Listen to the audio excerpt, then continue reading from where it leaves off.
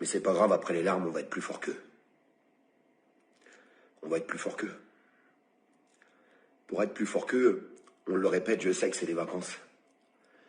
Je sais que beaucoup de gens sont partis en vacances et ils en avaient besoin. Mais c'est trop important ce qui est en train de se passer. Une belle mouvance citoyenne. On pourrait l'appeler la vague blanche. Pourquoi blanc? Parce que c'est la pureté. C'est la non-appartenance à rien du tout. Il faut que cette vague blanche, citoyenne, continue de grandir. Je sais que beaucoup de personnes ont peur que ça ne serve à rien, que ça soit impossible. Rien n'est impossible. Absolument rien.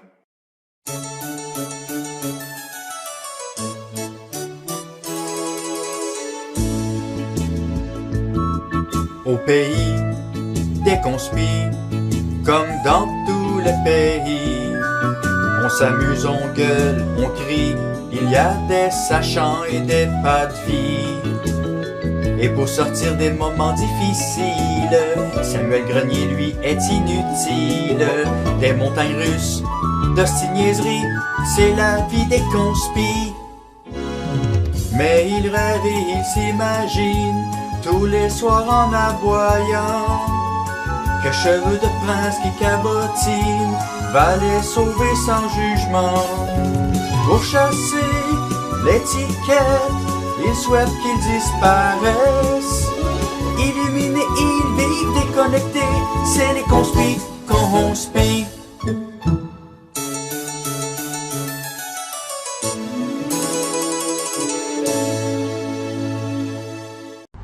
Parce que si on vous de force, vous sortez la pompe à venin.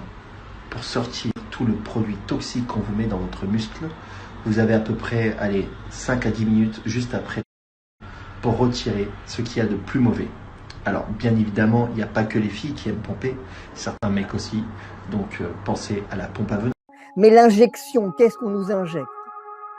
Un vaccin, assurément, encore que. Mais peu importe. Un vaccin, appelons-le comme ça, juridiquement. Néanmoins, est-ce qu'on est bien sûr que ça n'est qu'un vaccin? Est-ce que derrière, il n'y a pas autre chose? Est-ce que nous ne voyons pas l'émergence d'un monde nouveau? Tout ça est pour inciter à la vaccination. Ce mot vaccination, dont je vous ai beaucoup parlé, ça va avec innovation. Vous vous souvenez de ça? Avec Startup Nation. Dans la Startup Nation, nous sommes innovation et nous sommes donc favorables à la vaccination. Startup Nation.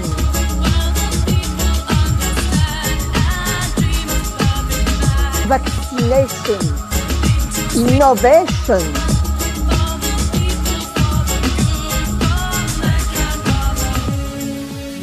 Mais la vaccination, elle n'est que l'arbre qui cache la forêt.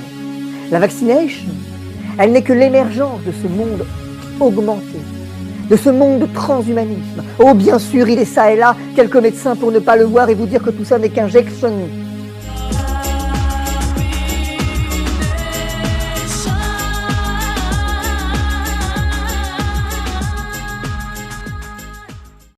D'humilité quand on est au pouvoir aujourd'hui en France. La dernière fois que vous êtes présidente des élections aux européennes, vous avez fait 0,65%, c'est moins que le parti animaliste alors qu'ils avaient mis un chien sur leur affiche. Ne les méprisez pas, moi j'ai eu le mérite d'y aller, madame. Et vous, vous avez fait quoi moi, dans votre vie? Moi je suis liste Le Valois-PRF. Oui, vous avez fait quoi? Et vous avez fait quoi? J'ai fait 15% au premier tour, j'étais au deuxième, on a fait 33%. Oui, mais dans votre vie, vous avez fait quoi, madame? Vous défendez quoi comme conviction? Dans le nucléaire. Parce que là, depuis ce matin... J'ai un métier, contrairement à vous, je ne fais pas que de la politique moi j'ai un métier, depuis 20 ans. Dans votre vie... Vous êtes énarque, monsieur, pas médecin. Énarque excusez-moi, je suis fils d'instituteur. Chers amis complotistes, Paul Emmanuel, postdoctorat en sciences, bonjour, j'ai juste une question extrêmement rapide pour vous.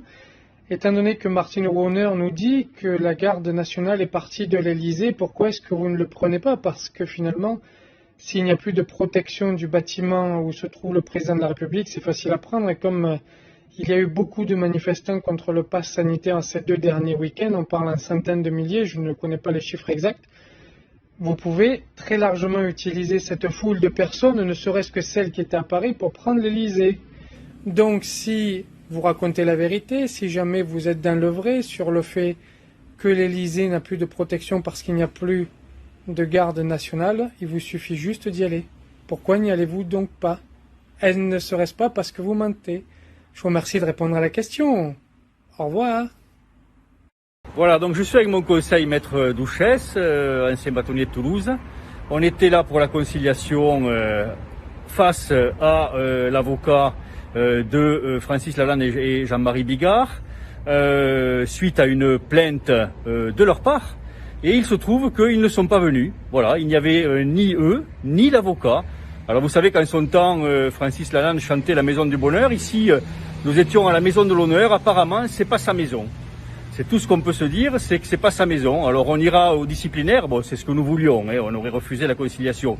Mais enfin, la moindre des choses, c'est de ne pas mépriser l'institution. Et en ne venant pas, ni l'avocat ni eux, ils ont méprisé l'institution. Maître, Nous sommes bien d'accord, nous trouvons que leur position est très dédaigneuse puisqu'ils sont plaignants, nous le rappelons. Voilà. Merci à tous, on vous tient au courant pour les suites. Salut.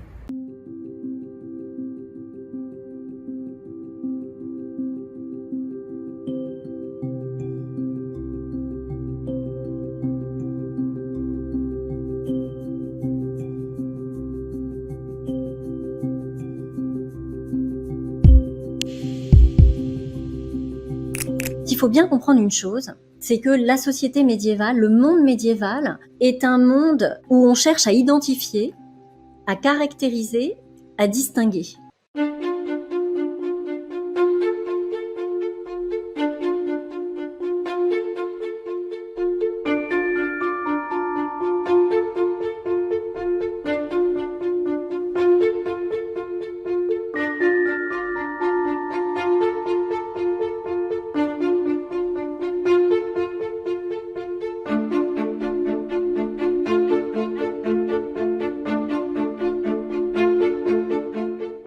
Comme les juifs et les musulmans ne se distinguent pas des chrétiens, pour éviter les relations interconfessionnelles illicites, c'est-à-dire en réalité la sexualité, les relations sexuelles entre juifs, musulmans et chrétiens, eh bien on impose aux juifs et aux musulmans le port d'un signe distinctif.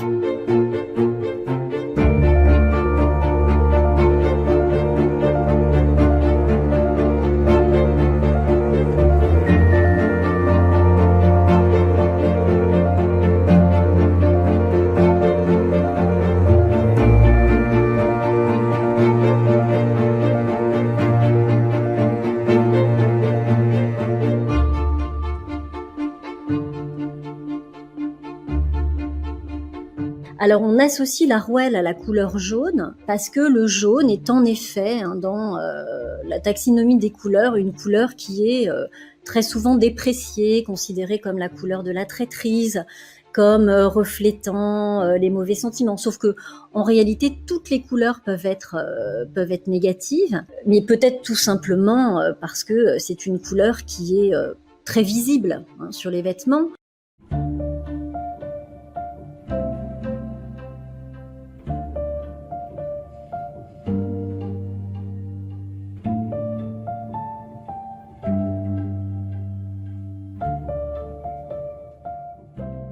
On observe vraiment des incitations de plus en plus fortes dans les années 1280, mais en réalité, les exemptions étaient nombreuses, les exceptions étaient nombreuses, et surtout ce que l'on remarque, c'est que les autorités, quelles qu'elles soient, réagissent dès que le port du signe distinctif a pu entraîner des violences contre les juifs. Quand ils avaient à se déplacer, souvent on les exemptait du port du signe justement parce que ce signe faisait d'eux des cibles et qu'on était bien conscient des dangers de cette obligation.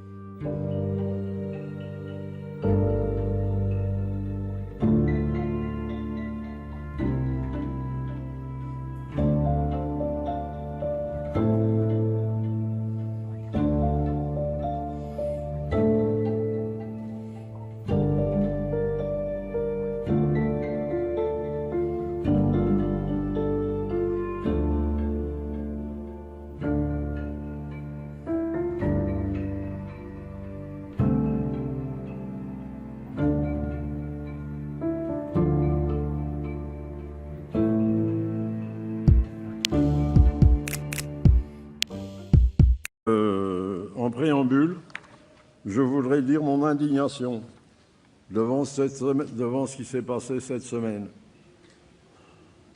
Cette comparaison est odieuse. Il faut se lever tous contre ces choses. Vous ne pouvez pas vous imaginer à quel point j'ai été touché.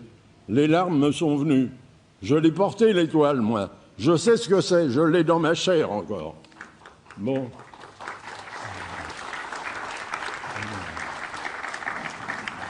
Voilà.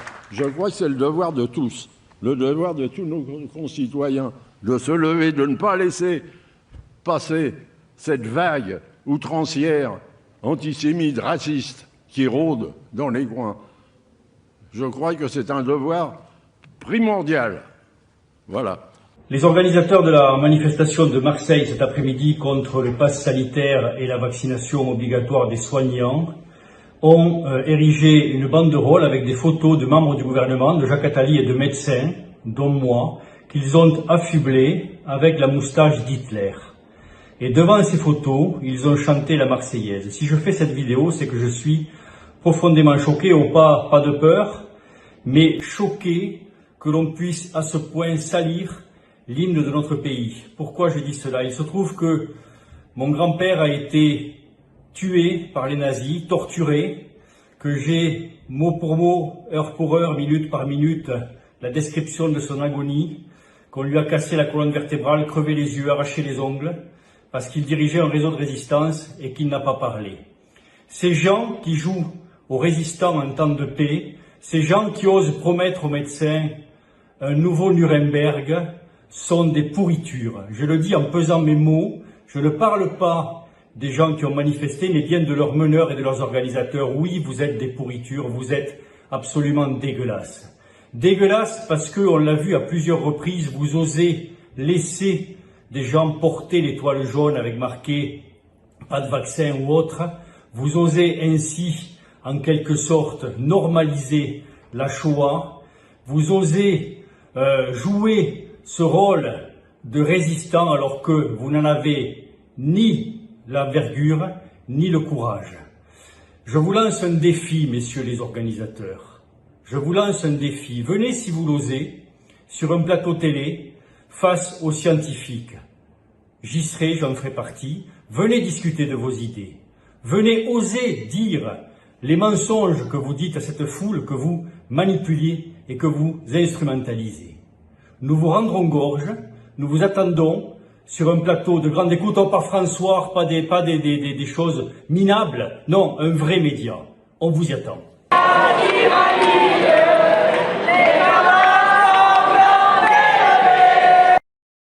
De grâce, y compris dans vos commentaires sur Twitter, vous avez à prendre l'arme, les armes de la bienveillance. Quand vous serez moqué, quand vous serez insulté, répondez par la bienveillance. C'est cette bienveillance qui désarmera ceux qui aujourd'hui se sentent investis d'une mission quasi divine de vous convertir.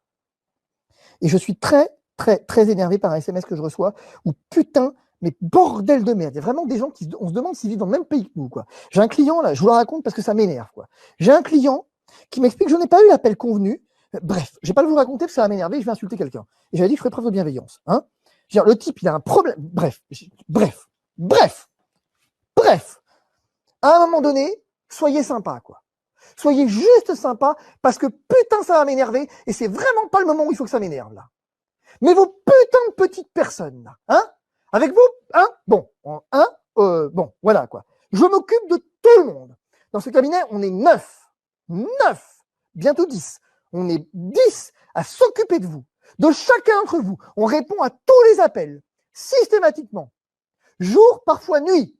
Alors quand j'ai 2 heures de retard, le jour où on bascule en tyrannie sur un problème qui n'a rien d'urgent, voilà quoi. La situation est absolument tragique. Vous voyez derrière moi à travers cette voiture, Croix-Rouge française, centre Covid, parking Covid, accueil Covid.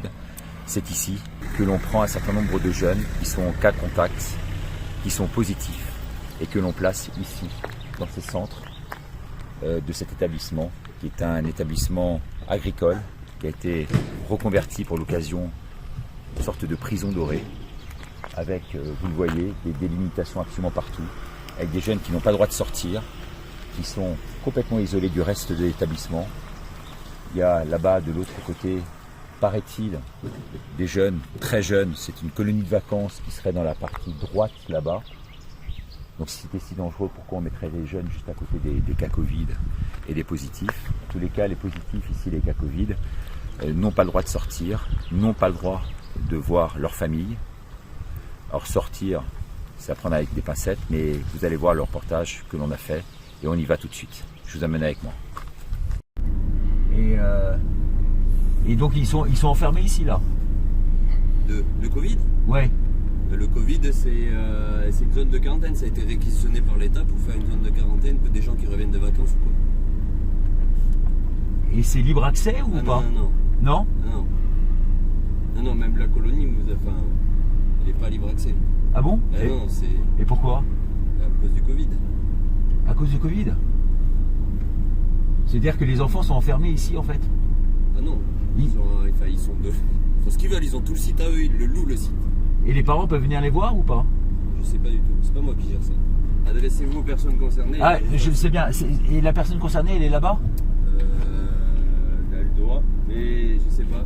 Après, le site n'est pas ouvert au public là. Et ils reviennent de vacances, c'est la quarantaine, c'est l'État qui veut ça, c'est pas nous. Ah ouais, donc les gens en fait qui sont malades, qui sont dits malades. Ils sont positifs, hein. Là c'est que des positifs. Il n'y a que des positifs. Donc les positifs, on les met ici, on les enferme en fait ici. C'est pas moi qui gère ça. Non, je sais bien, mais je suis pas gérant de la Croix-Rouge, je travaille pas à la Croix-Rouge. C'est la Croix-Rouge en fait qui gère ça. C'est la Croix-Rouge qui gère ça, c'est pas nous. Ah ouais, d'accord. Ok. Ça n'a rien à voir avec ça. Ok, merci monsieur. Hein. Au revoir. Merci. Bon GG, t'as entendu?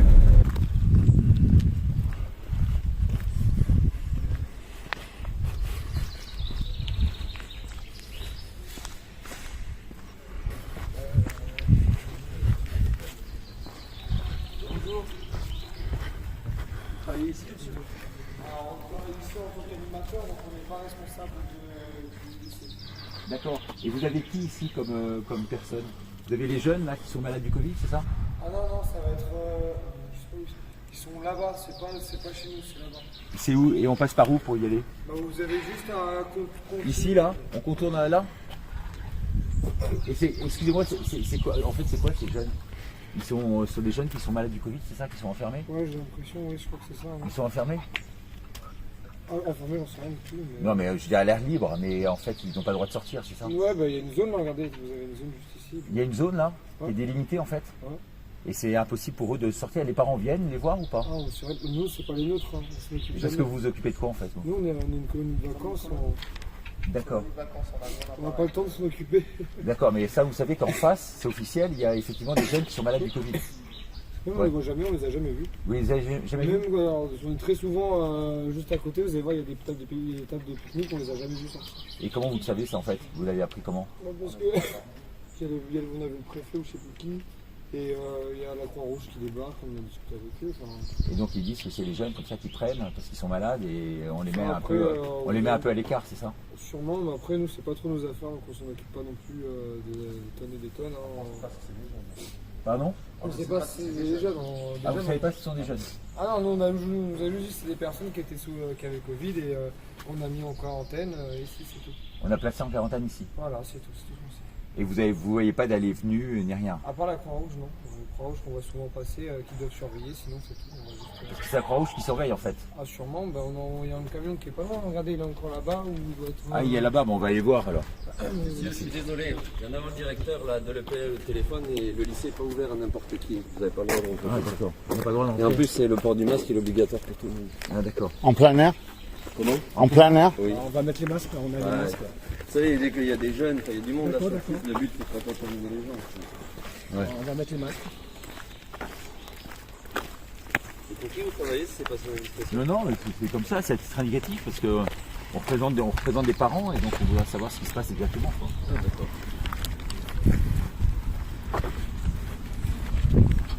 On trouvait ça scandaleux vraiment si c'était le cas, parce qu'il y avait des enfants qui étaient Il faut délimiter, là, on voit très bien la délimitation, là, à travers les...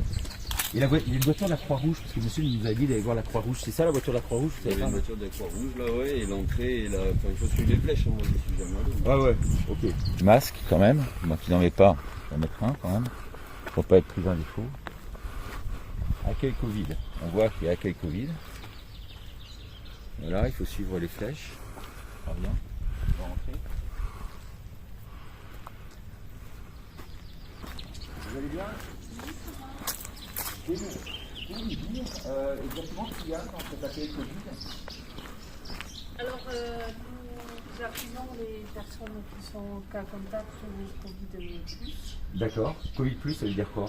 Covid+, c'est qu'ils sont positifs. Ils sont positifs? Oui. Par exemple, s'ils sont 3 Covid+, il ne faut pas qu'ils se mélangent, quoi. Et donc ici, ils dorment ici en fait dans des salles? Oui, dans des chambres, puisqu'il y a un internat, donc ils dorment dans des chambres séparées, et puis voilà, et après ils peuvent sortir faire du sport, mais avec le masque s'ils sont ensemble. Donc ils sont jeunes pour la plupart, hein. Ils ont quel âge? Oui, ils ont quel âge? Là on en a eu, ils étaient entre 20 et 25 ans. Il n'y a pas de plus jeunes? Non, pas pour l'instant. Il n'y a pas eu plus jeunes? Parce qu'il paraît que ici, il y a des jeunes qui sont aussi... Des beaucoup plus jeunes. Nous, ce qu'on a eu, non. Non. Et ils ont le droit de voir leurs parents et tout? Non. Ils n'ont pas le droit de voir leurs parents? Non. Donc ils sont isolés de leurs parents en fait? Oui. Et ils sont placés ici par la préfecture? Oui, tout à fait. C'est la préfecture qui décide de les prendre et de les placer ici? Tout à fait. Et ils réagissent comment en fait? Ils sont coupés de leurs parents? Ils ne voient pas leurs parents? Ils ne voient pas leur famille? Quand c'est des jeunes majeurs, ça se passe bien, ouais. Nous, on n'a pas eu de... Il reste combien de temps ici en moyenne alors? Eh bien alors, une semaine. Il reste une semaine? Oui. Et après ils ressortent? Et ils ressortent. Et après il y a des tests à faire. Ah ouais, il faut faire les tests et si... Il faut faire les tests et s'ils sont négatifs, ils peuvent repartir. D'accord. Et s'ils sont encore positifs, eh bien, ils restent. Parce qu'il paraît qu'il y en a qui sont là longue durée, on m'a dit. Ils restent quand même assez longtemps. Hein. Tout dépend. Voilà, si la personne elle arrive, elle est cas contact et au bout d'une semaine elle est positive au Covid, elle en prend pour 10 jours de plus. Mais après, on ne les force pas. Elle en prend pour 10 jours de plus, c'est-à-dire. Oui, elle est confinée. C'est un terme quand même un peu de ça, prison. Hein. Non, mais ça, c'est mon terme. Et vous, personnellement, vous réagissez comment par rapport à ça? Vous trouvez que ça, c'est normal? Il y a quand même un protocole à respecter, après on fait notre travail. Quoi. Mais pourquoi ils restent ici, non pas dans leur famille et tout ça? Et ça, il faut demander à la préfecture. Voilà, après, et le profil des jeunes qui sont ici, qui ont entre 20 et 25 ans, c'est quoi comme profil en fait? C'est des étudiants, c'est des gens qui sont paumés, c'est des gens de la rue, non, c'est quoi? Non, pas du tout. Là, on a eu des gens c'est des jeunes qui travaillaient dans un camping. Il paraîtrait qu'ils ne pourraient pas voir leur famille. Donc ça vous confirmez quand même qu'une fois qu'ils sont ici, ils ne voient pas leur famille. Ah non, non. Mais ils peuvent leur téléphoner. Leur téléphoner, mais pas les voir, bien sûr. Non, pas les voir. Ah ouais. J'imagine que pour eux, ça doit être tragique comme situation, non? Ils sont doublement peinés, ces jeunes, aujourd'hui. Oui. Peinés au sens peine du terme. Ah oui, non mais tout à fait. Après, c'est comme ça. Et à la rentrée, ils vous ont dit que ça allait s'accélérer, bien entendu. Là, il va y en avoir beaucoup plus à la rentrée. Là, je ne sais pas. Vous prévoyez quand même une organisation supplémentaire, là? Ils sont en train de faire des chambres supplémentaires et tout ça, ou comment ça se passe? Là, je ne peux pas vous dire parce que moi, je ne suis pas la responsable. Ouais. Et la responsable, elle s'appelle comment? Le responsable, il s'appelle... D'accord. Et lui, il travaille à la préfecture, il est quoi? Non, lui, il travaille à la Croix-Rouge. Il travaille à la Croix-Rouge? Oui. Parce que c'est la Croix-Rouge, en fait, qui organise ça? Là, c'est la Croix-Rouge, oui. Voilà. C'est un centre de la Croix-Rouge, ici? Oui. D'accord. Donc c'est la Croix-Rouge qui, sous les ordres de la préfecture, orchestre un peu l'ensemble. Voilà. Et diligente l'ensemble. Va chercher les jeunes chez eux et les amène ici, en fait. Voilà. C'est ça, c'est la Croix-Rouge. Waouh. Quand même curieux cette affaire, hein. Je ne vous cache pas que... moi, je suis quand même estomaqué, quoi. Mais bon, à la limite, madame, je vous remercie infiniment de votre témoignage. Moi, je suis que salarié. Ouais, j'imagine. Nouvelle salariée. Oh là là. Et ils ont eu du mal à recruter des gens ici ou ça a été facile? Alors là, je ne peux pas vous dire. Mais vous avez comment ça s'est fait? Vous avez présenté votre candidature? Moi, j'ai postulé le mardi matin et j'ai embauché le mercredi. Ah, le mercredi, tout de suite. Ouais, voilà. Et ils ont recherché immédiatement. Vous saviez qu'ils recherchaient du monde. Oui, oui, tout à fait. Et là, ils vont recruter d'autres gens ou pas? Il y a des recrutements en cours? Là, j'en sais rien. Là, vous ne savez pas, ouais. Non. Ah ouais. Et c'est ouvert depuis longtemps, ce centre, comme ça? Depuis la semaine dernière ou la semaine d'avant. Depuis la semaine dernière, c'est ouvert? Oui, parce que moi, j'ai commencé la semaine dernière. Et avant, c'était fermé, c'était un lycée agricole. C'est un lycée agricole ici. C'est un lycée agricole qui a été réquisitionné. Réquisitionné, c'est voilà. ça, c'est le mot qui convient, réquisitionné. Ben, oui, pour les malades Covid. Voilà. Affecté à ça, sous couvert de la Croix-Rouge, ouais. Avec les ordres de la préfecture. Ouais. Très bien, mais écoutez madame, je vous remercie infiniment de votre témoignage. Je vous remercie. Merci beaucoup madame. Et vous êtes Non, bah, nous on travaille pour des parents. En fait, on cherche à connaître la liberté et on nous a dit que les parents ne pouvaient pas venir ici et que beaucoup de parents s'inquiétaient de ne pouvoir pas venir voir leurs jeunes. Mais qu'ils avaient ordre de ne pas venir. Voilà. Et oui, parce que le problème, c'est qu'ils peuvent contaminer, donc après, ça fait un effet de boule de neige, quoi. Ouais. Très bien, madame.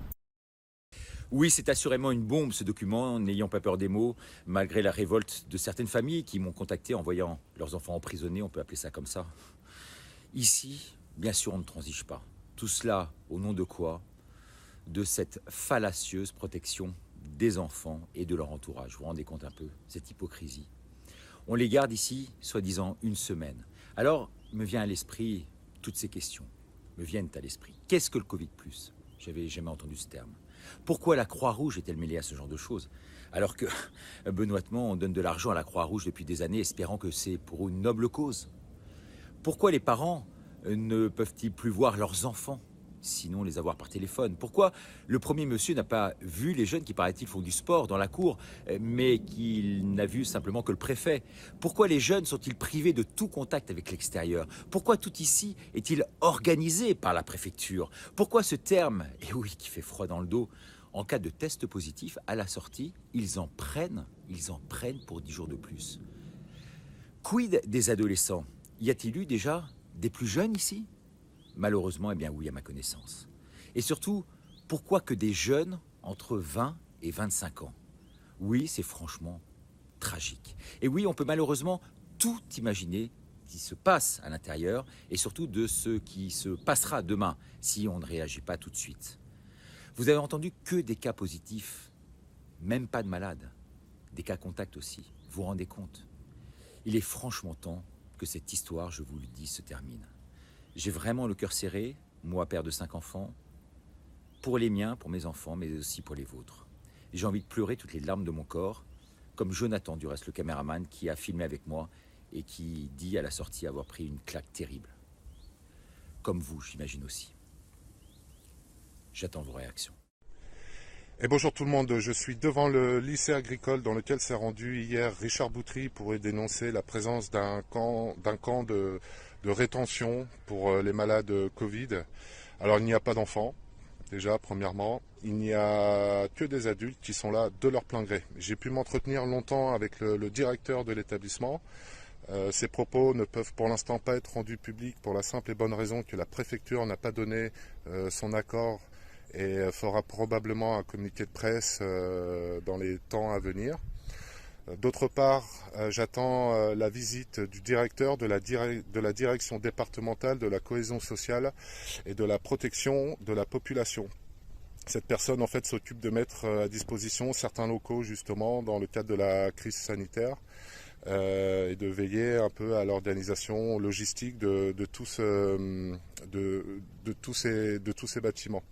Je pourrais lui poser quelques questions et je vous tiens au courant le plus vite possible.